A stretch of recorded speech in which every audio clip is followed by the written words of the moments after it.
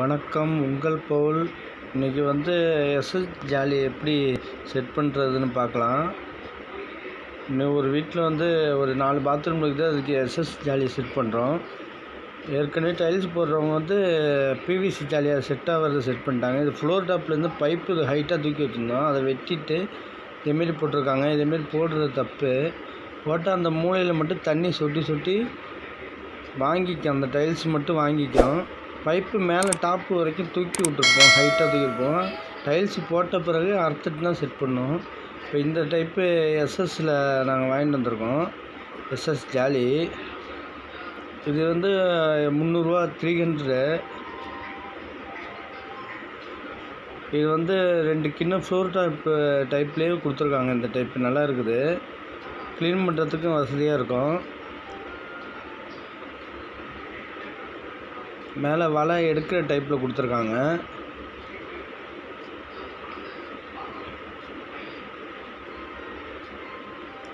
ஸ்கொயராக அந்த இடத்துல வச்சுட்டு ஃபுல்லாக மார்க் பண்ணிக்க வேண்டியதான்.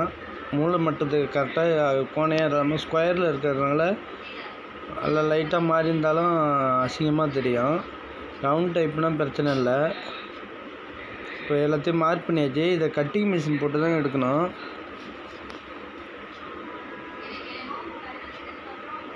காற்று அதிகமாக அந்த அளவுக்கு ஏற்ற மாரி எடுத்துட்டு அப்புறம் செட் பண்ண வேண்டியதான்.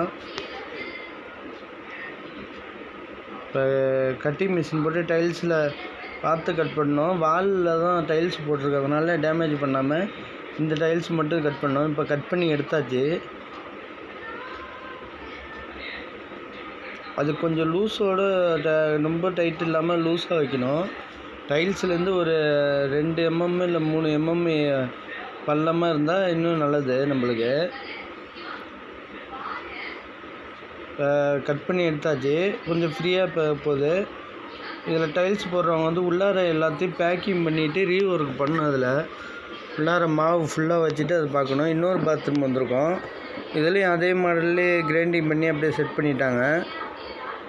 இதுலேயும் பைப்பை அந்த பார்டர் அளவுக்கு வெட்டிட்டு அப்படியே வச்சுட்டு போட்டுட்டாங்க. உள்ளார டஸ்ட்டு ஒர்க்கு பார்த்துட்டு ஜாலி செட் பண்ணிட முடியுது. ஃப்ளோர் டாப்பில் நிறைய டஸ்ட்டு இருக்கும். அதான் க்ளீன் பண்ணிக்க வேண்டியதுதான். இங்கேயும் மார்க் பண்ணியாவது. இது கரெக்டாக ஸ்கொயராக வச்சு மார்க் பண்ணிவிட்டு கட்டிங் மிஷினில் அழகாக எடுத்துக்க வேண்டியதான்.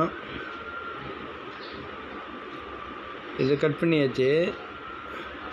இது கரெக்டாக படிஞ்சிட்டு கண்டிப்பாக ஒரு 2 mm 3 mm கம்மியாக தான் இருக்கணும்.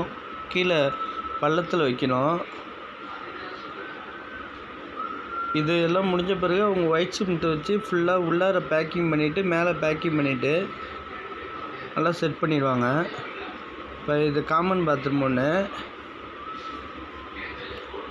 இங்கேயும் ஜாலி இதேமாரி மார்க் பண்ணிவிட்டு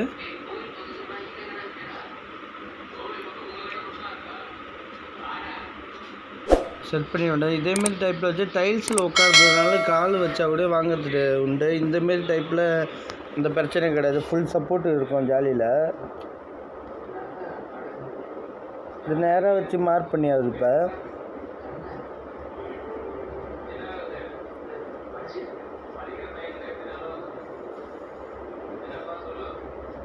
மார்க் பண்ணியாச்சு. இப்போ கட் பண்ணிவிட்டு செட் பண்ண வேண்டியதுதான்.